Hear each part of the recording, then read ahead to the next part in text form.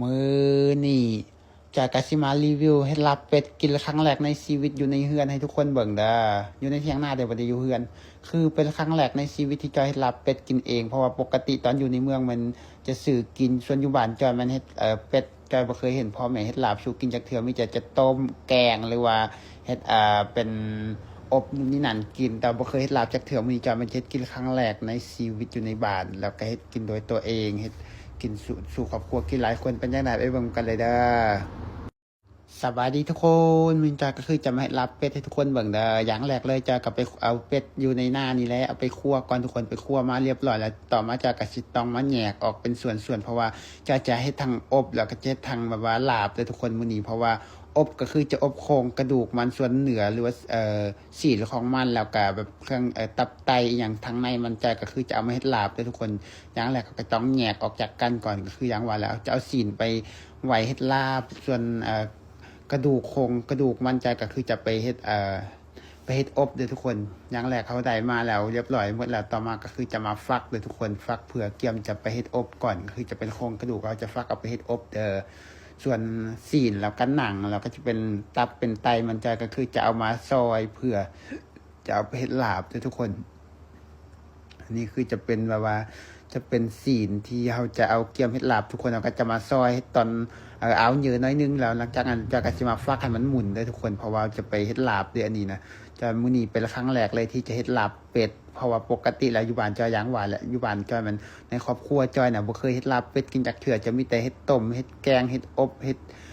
แบบปิ้งนู่นนี่นั่นนะทุกคนแต่ว่าบ่เคยเฮ็ด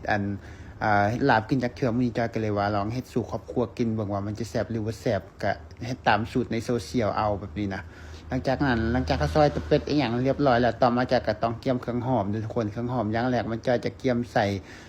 สำหรับการเฮ็ดลาบเด้อเฮ็ดลาบมื้อนี้จอยก็คือจะเฮ็ดตามคล้ายๆจอยเฮ็ดลาบไก่เพราะว่าจอยเคยเฮ็ดลาบไก่มาแล้วครั้งหนึ่งอันนี้ก็เป็นครั้งที่2เฮ็ดลาบเป็ดเด้อทุกคนก็ต้องเกี่ยมมักเผ็ดแดงมักเผ็ดมักเผ็ดหยังดิบนะมักเผ็ดดิบแล้วก็จะเป็นหัวผักผักเทียม ผักเทียมแล้วก็จะเป็นคิงเคยแล้วก็หัวขาปกติแล้วจะให้รับไก่จอยผู้ใส่หัวขาแต่อันนี้จอยจะลองใส่หัวขาเบิ่งว่ามันจะแซ่บหรือว่าบ่แซ่บก็ลองใส่เบิ่งต่อมาก็จะต้องซอยใบมะกรูดเอาใบมะกรูดใส่น้ำแล้วก็จะเอาใส่ผักกาดก่ำผักแพรวผักกาดก่ำนี่อยู่ไทยอัน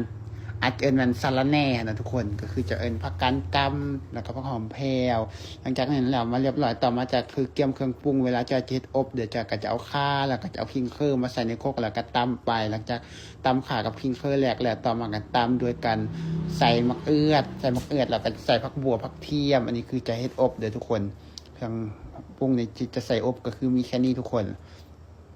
หลังจากเขาตำไปโดนสักพักหนึ่งก็แล้วมาเรียบร้อยแล้วสำหรับการเครื่องปรุงที่จะเฮ็ดอบต่อมาก็คือเอาหม้อมาลงแล้วก็จะเอาซีนเป็ดใส่แล้วก็ตามด้วยเครื่องปรุงแล้วใส่เกลือใส่แป้งนัวลงไปหลังจากนั้นแล้วก็โคเลให้มันเข้ากันเลยทุกคนเอาบ่วงโคเลมันเข้ากันแล้วก็คือเกียมยกใส่เตาไฟเลยแบบนี้นะอันนี้คือแล้วเรียบร้อยยกใส่เตาไฟเลยทุกคนเกียมดังไฟก่อนหลังจากดังไฟลุกแล้วต่อมาก็คือจะยกใส่เตาไฟแล้วก็จะอบแบบบ่ใส่หนำก่อนเลยทุกคนอย่างแรกเลยอบเป็ดอยู่บ้านจอยมันส่วนใหญ่เขาจะอบแบบนี้เพื่อให้มันส่งกลิ่นหอมออกมาแล้วก็ให้ซีนเป็ดมันหั่นให้ได้ซีนเป็ดมันแสบให้มันมันแบบนี้ทุกคนอย่างแรกเขาจะต้องอบแบบบ่ต้องใส่หนำก่อนเดี๋ยวจะอบแบบซีนเป็ดแล้วก็กับเครื่องปรุงนู่นนั่นเพื่อให้มันส่งกลิ่นหอมออกมาหลังจากผ่านไปโดนสักพักหนึ่งแล้วซีนเป็ดมันแหมแล้วต่อมาจังจะใส่หนำลงไปต้มได้ทุกคนใส่น้ำก็ใส่เอาหลายจักหน่อยหนึ่งเพื่อต้มให้มันซีนเป็ดมันสุกกันทุกคนหลังจากซีนเป็ดมันสุกแล้วก็จะต้องชิมเบิ่งว่าจบหรือบ่จบคันว่ามันจบแล้วก็คือเติมด้วยการใส่ผักหอมที่เราจะใส่ก็คือจะเป็นผักหอมแพรวแล้วก็จะเป็นใบมะกรูดนั่นแหละทุกคนใบมะขี้หูดเดี๋ยวอยู่บ้านจะเอิ้นใบมะขี้หูดหรือว่าใบมะกรูดอย่างประมาณนี้ทุกคนหลังจากนี้เอาเครื่องหอมยังใส่เรียบร้อยแล้วก็คือแล้วเรียบร้อยสำหรับการเฮ็ดอบเป็ดเฮาก็คือเตรียมปรุงเอาไว้เลยเด้อทุกคนหลังจากเฮ็ดอบเป็ดแล้วแหละต่อมาจากก็คือจะเอาซีนที่จอยเจ็ดลาบมาขั่วได้ทุกคนจะต้องขั่วแบบใส่หนามน้อยนึงหลังจากนั้นเราก็จะเอาเกลือใส่น้อยนึงเพื่อจะขั่วได้ทุกคนนี่คือขั่วซีนเป็ด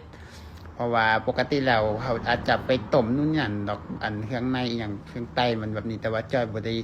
เฮ็ดต้มเดี๋ยวนี้จอยมันเฮ็ดมีแต่2อย่างคืออย่างเห็นอบแล้วก็ลาบจอยลาบก็คือจอยจะแม่นเอามาขั่วเอาเลยทุกคนซีนนะ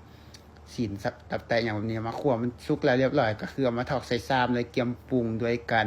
ใส่เกลือลงไปแล้วใส่เกลือแล้วก็จะต้องตามด้วยแป้งนัวหลังจากนั้นโคเลจักหน่อยนึงแล้วก็ตามด้วยมักเผ็ดผงใส่แล้วก็จะเอาข้าวคั่วใส่แบบนี้เลยทุกคน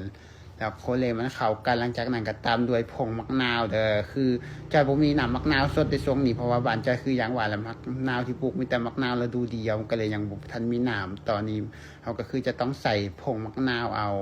หลังจากใส่ผงมะนาวแล้วเรียบร้อยเขาก็ตามด้วยการใส่ผักหอมที่เราซอยมาก่อนหน้านี้ทุกคนเอาผักหอมใส่ก็คือเสร็จเรียบแล้วเรียบร้อยสำหรับการเฮ็ดแนวกินของเฮามื้อนี้ก็คือ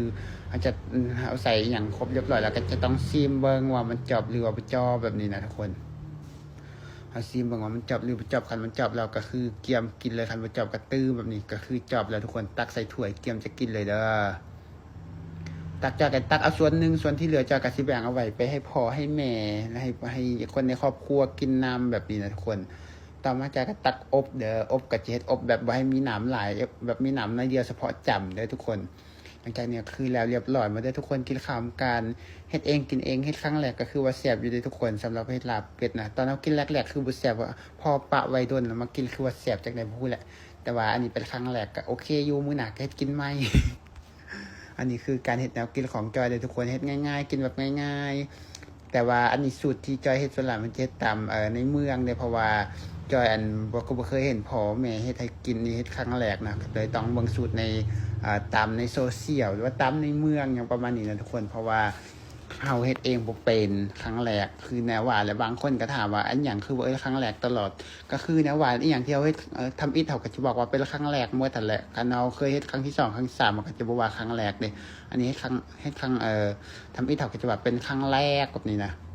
แล้วสำหรับคลิปตัวนี้ก็ขอจบสำนี้เด้อทุกคนแล้วพบกันในคลิปหน้าเวลาก็ไปบายพบกันในคลิปหน้าเด้อ